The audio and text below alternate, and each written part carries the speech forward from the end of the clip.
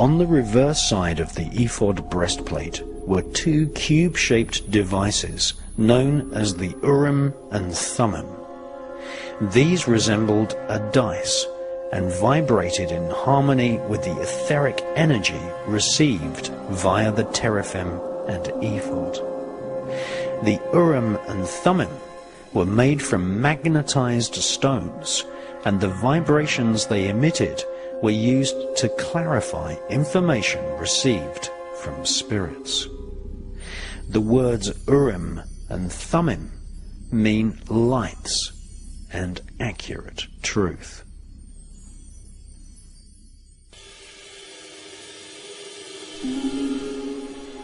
Joseph Smith was an American Freemason who created the Mormon Church. He claimed to own two Urim and Thummim devices. Joseph Smith's mother claimed her son inscribed and invoked the spirit of Abraxas into a magic circle.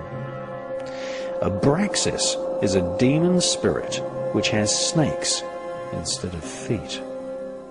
The magical incantation abracadabra comes from this spirit's name. Abracadabra is the Arabic name for this demon, who is described in ancient magical texts as a king of 365 genies who in turn rule over each day of the year.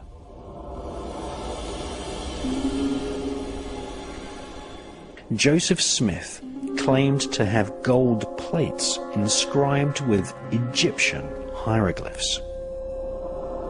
He made several magical tablets containing ancient symbols which are traditionally used to summon spirits. Many of the symbols Joseph Smith used are copied directly from the Goetia Book of Demon Worship. Joseph Smith formed a Christian cult which became the Church of Latter-day Saints, a mixture of Freemasonry and spiritualism. In 1844, Joseph Smith attempted to become President of the United States and distributed thousands of leaflets with occult symbols.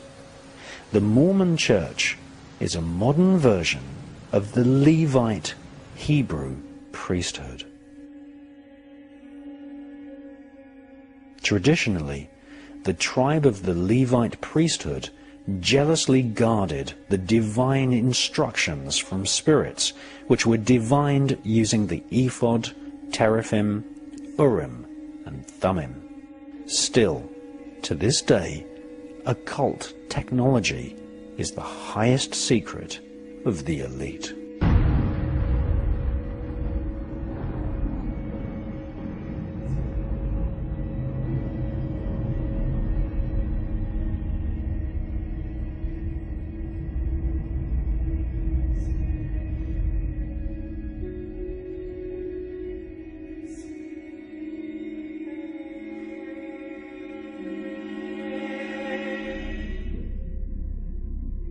The ancient crystal technology of the ephod is still in use to this day.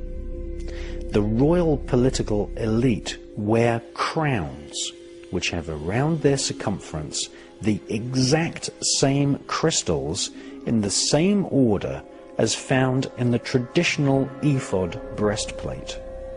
Royal crowns are actually ephods which have been fashioned to make direct contact with the skull.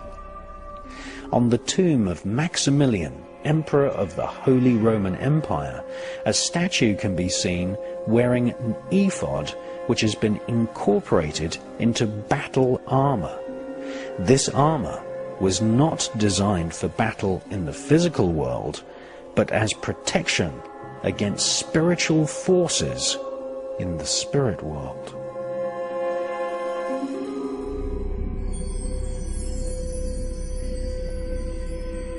Many crowns feature the Maltese cross, which is an emblem used worldwide by Satanists, Masonic fraternities, and magicians.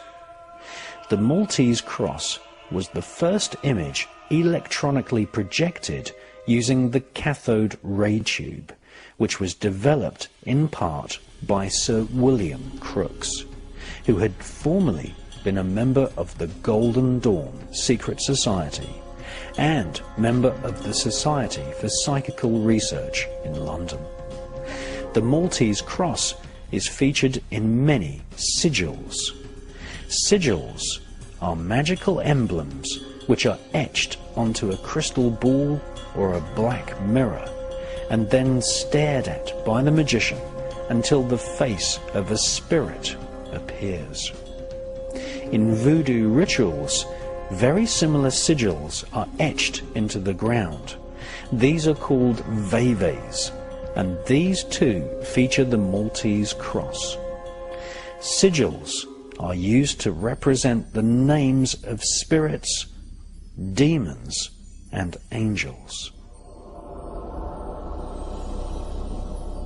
A crown is really an ephod, which has been made for the head, able to transmit spiritual communications direct into the brain of the king or queen who wears the crown.